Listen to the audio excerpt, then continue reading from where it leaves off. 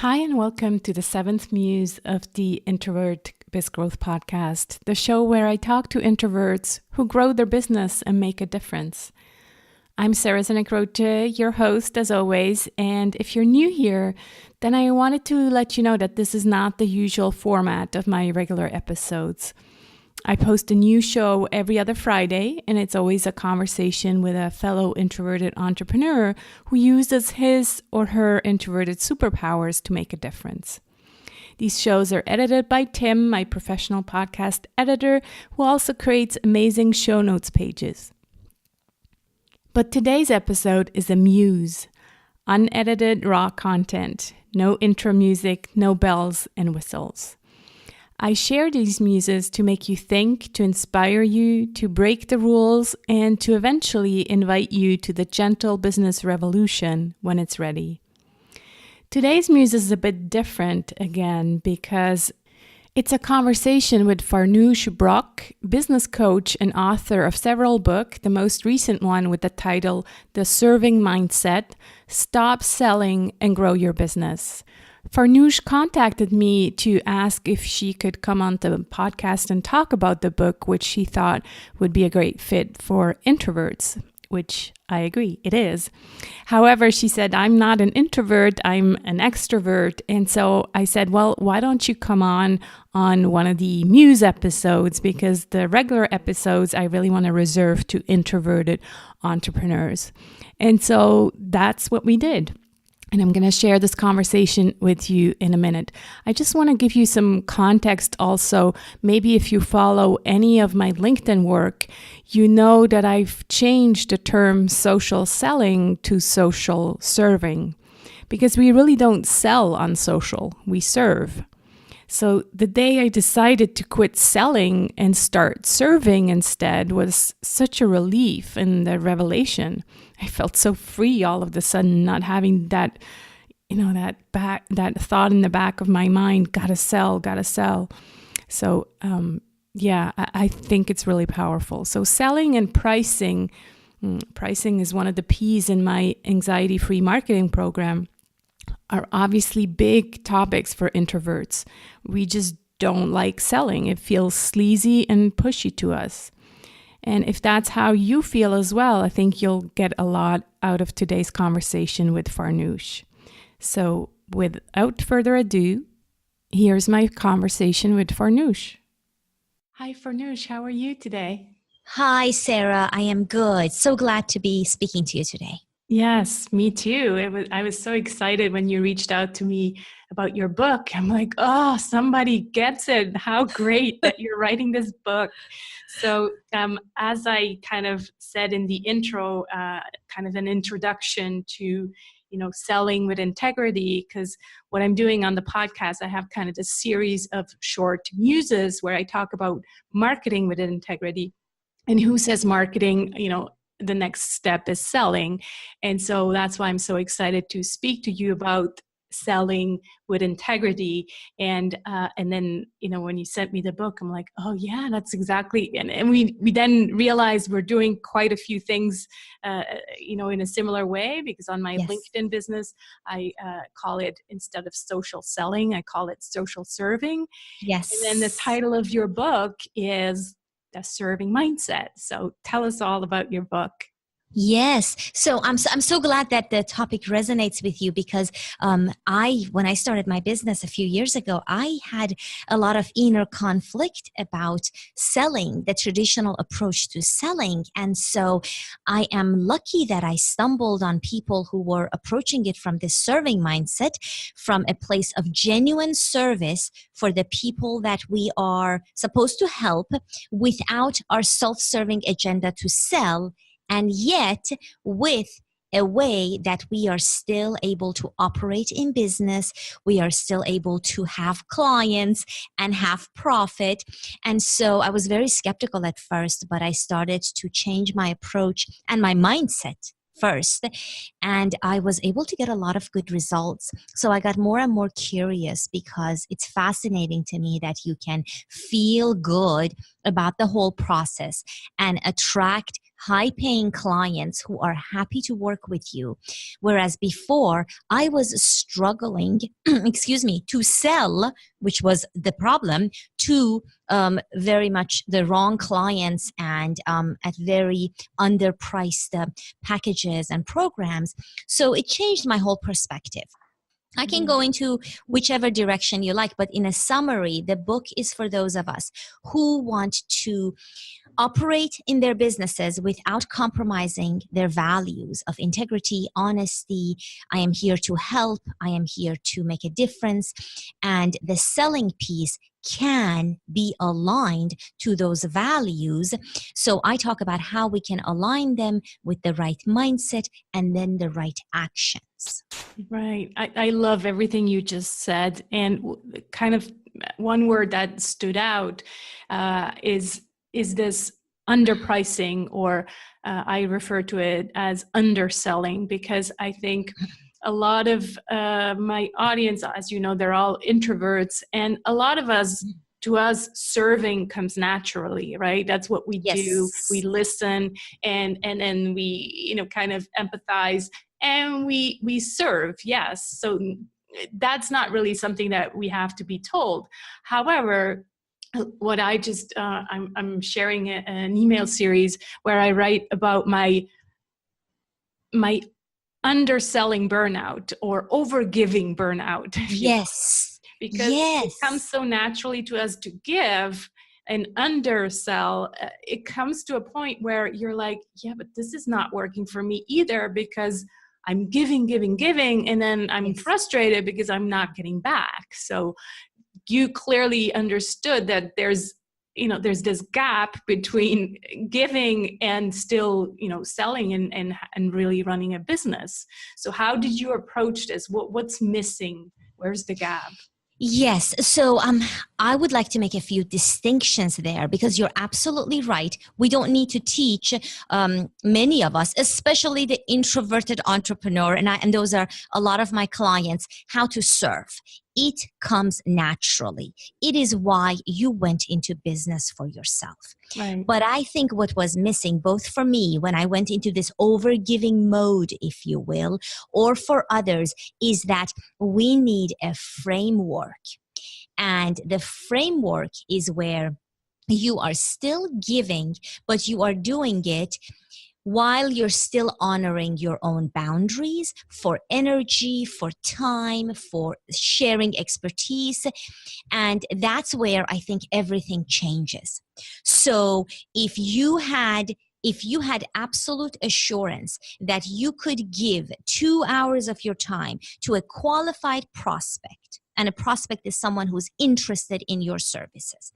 If you had absolute assurance you could do that with 2 hours of your time, and they wouldn't take advantage of you, and you wouldn't feel burned out, and you would have an outcome, whether that is a new client or trust, which would then turn into a new client or someone who's going to be a raving fan. If you had absolute assurance, you would feel a lot more comfortable, a lot more confident to show up in that conversation and to give, which you do so well, without feeling the fear of, I'm being taken advantage of, this is not working for me, and so on and so forth. So for me, that was the distinction, Sarah, where I realized if I have a framework, within that framework, I'm respecting what I need, but I am also giving, and I am also able to navigate that conversation when the boundaries have been reached to where it would move into a different direction, where I explore whether this prospect who has just taken 2 hours of my time because I wanted to give it, whether they are interested to move forward to a more formal capacity, for us to work together, for me to be of further service, etc. Yeah, I think you're so right. And I think what is needed here is, boundaries, clearly, confidence, and being able to say no. One of my free downloads on my website is a guide on how to say no, because that is often for us introverts something that's difficult. We are we're very empathic and always want to help, but clearly in business, you cannot help everybody. And so that framework really becomes super important. I agree. Sure, sure. And can I comment on that? Because I think saying no is sometimes necessary, but if you knew that by saying no, you are actually serving the person, you may not be pleasing them in that moment. Okay, so there is another distinction between pleasing someone versus serving their highest interests. And the easiest example I use is with parenting, even though I don't have experience with it, but a lot of us do, where you may not please your child in that moment, but you know what you are doing for them is definitely in their best interest. And so if you knew that's what you are doing, by saying no to, say, another 2-3 hours of your time, and doing it in such a way that feels good to you and is compassionate but still firm, you might feel better about saying no. I think saying no, when we say that, we think we might be upsetting someone or coming across as selfish. And that's the misconception that makes it a little awkward. Yeah, I agree to some point. I think we're still upsetting the person in the moment, but I think I'm referring to a book, Essentialism, my favorite business book called Essentialism by Greg McKeown. Yes, I love that book. You love that book, me too. Yes. So where he's saying no is uncomfortable in the moment, and people might be upset in the moment, but they'll respect you more. Yes. Later, because they're like, oh, I understand, and I respect her for having said no to this. You're absolutely right. Right. It could be that they're not pleased in the moment. No. Exactly. Yeah. Yeah. Right. Take me through the 5 mindsets that you mention in your book. Sure. So I start with mindset because I believe that no matter what actions you take, if your thinking is still the same, in that you dislike selling, you feel uncomfortable with it, or marketing, whatever the case may be, it's really hard to change that. So I talk about 5 key mindsets. The first one is you are not selling, you are serving. So it's believing that when you show up, you are not selling, you are serving. Therefore, you are allowed to drop the sales agenda, which is at the back of your mind. I hope they buy. I hope I sell. We all have it. And you really show up from a genuine place of serving. And I find that mindset is like a reset. And we all need it from time to time. Like we may go into this mode of, oh, I hope they buy, or let me tell them more about what I do well. And we need to catch ourselves and say, oh, I'm in selling mode. Let me go back to serving. But again, doing it within the framework that I talk about. And I can go into that with more detail if you like. But to answer your question, that there's 4 more mindsets. So the second one is, I talk about identity, because a lot of us feel our identity will shift. Maybe we are a technical expert. We are really good at what we do, but we are not a salesperson. That's not an identity we wish to embody. And I talk about how you can embody all of the identities you need to operate a business, and it doesn't take away from your expertise, from your niche. It's really something that you need to do in order to operate a business, in order to show up for what needs to be done. And selling, or serving in this case, is a part of that. And I speak to a lot of my technical geek friends. I went to engineering school because they are a lot hung up on I am not a salesperson motto. Mm-hmm. So that's the mindset that we are addressing there, the limiting belief, if you will. Right. The third one is caring about our prospects. I use the word prospect because they haven't yet become our customer or our client. And showing it. Sometimes that means verbalizing it. And some of my introvert clients have a hard time verbalizing that, as in really showing that empathy. Sometimes they feel if they just go through the motions of asking the questions and exploring the problem, that means they show that they care. That may be enough in some cases.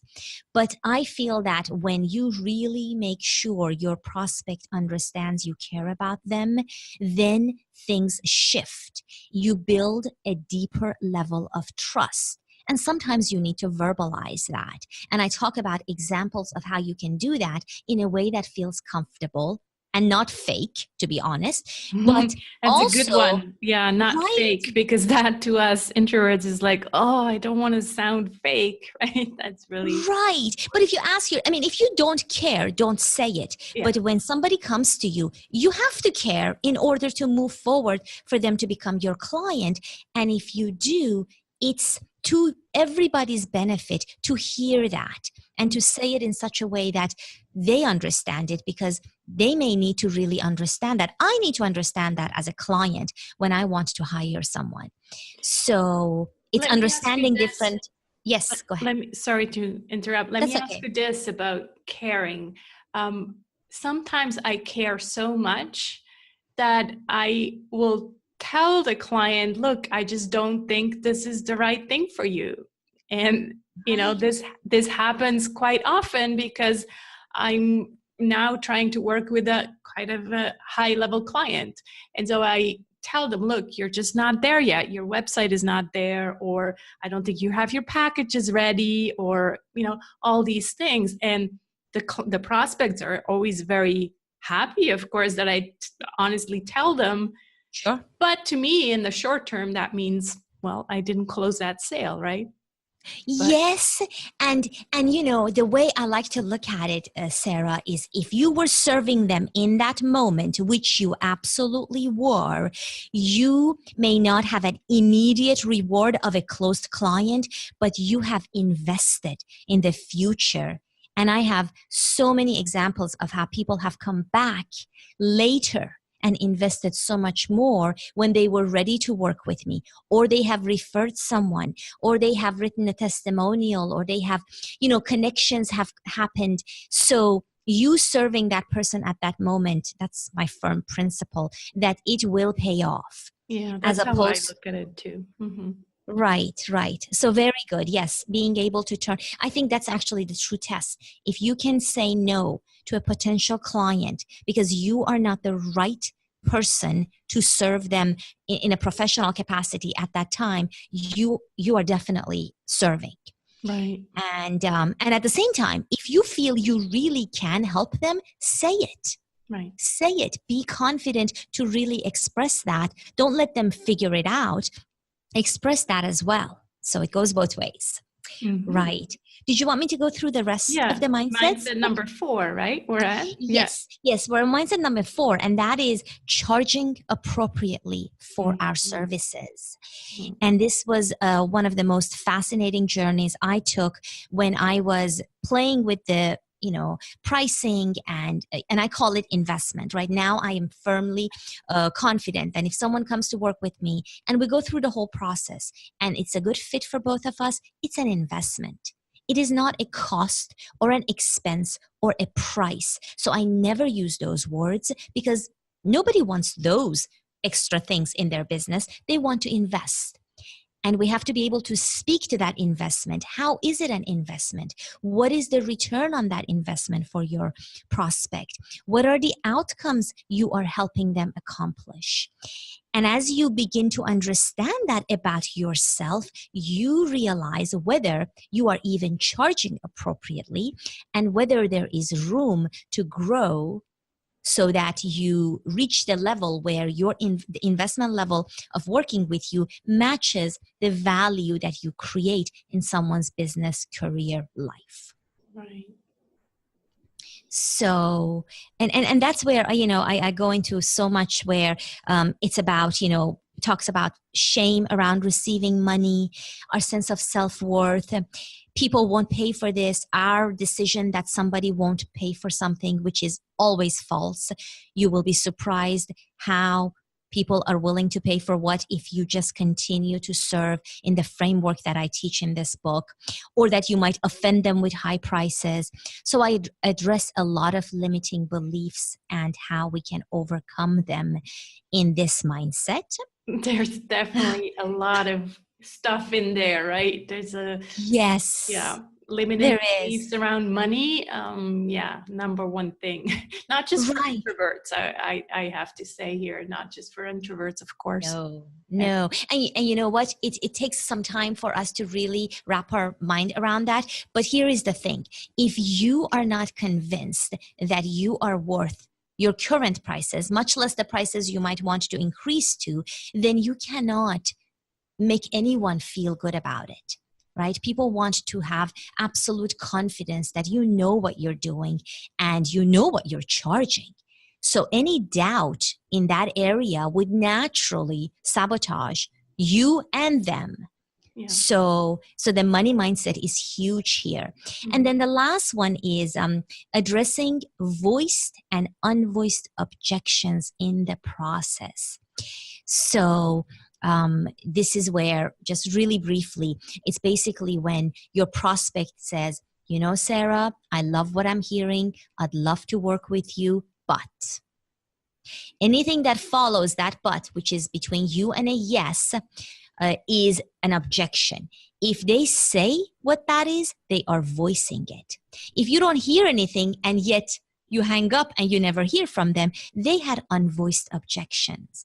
And both of those are great areas of opportunity that I wish more of us would explore, because very few people dare go there. Yeah, So. I'm looking forward to reading that chapter. That's for sure. There's one more thing that I was taught when I was working on this with a sales coach. She told me you have to get to a yes or a no on the call. Okay. Mm. And so now this for introverts is the worst. Because why? Because we ourselves would never want to be pressured into something. We'd always want to think about it, right? We want to go over the details. It's not that we're not ready to invest. It's just that we need to think it over. We don't think on our feet. We want to take time to, reflect. And so that, advice just really did not work with me. And so what I do now is, if they're immediately saying, yes, let's do this, then great. If they're saying, I need to think about it, I say, okay, when can we talk about it again? So that's kind of the in-between solution that I found, rather than saying, why do you need to think about it? Do you need credit? And, I can help you find solutions, and all these kind of urgency things that people tell you to do, which just don't work for introverts, I think.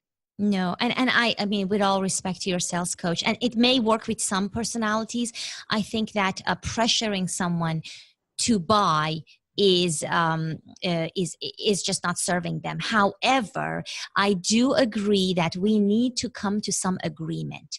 So you never want to leave the call saying, I need to think about it. Okay, when are you going to let me know? When I've finished thinking about it, or in a few days. That's vague. That's not fair to you after having invested time there. I would say I teach my clients to come to agreements. Right. So great. I respect that you need to think about it, Sarah. When can we regroup with your decision? Yeah, exactly. Fix a time and date and schedule a call to follow up.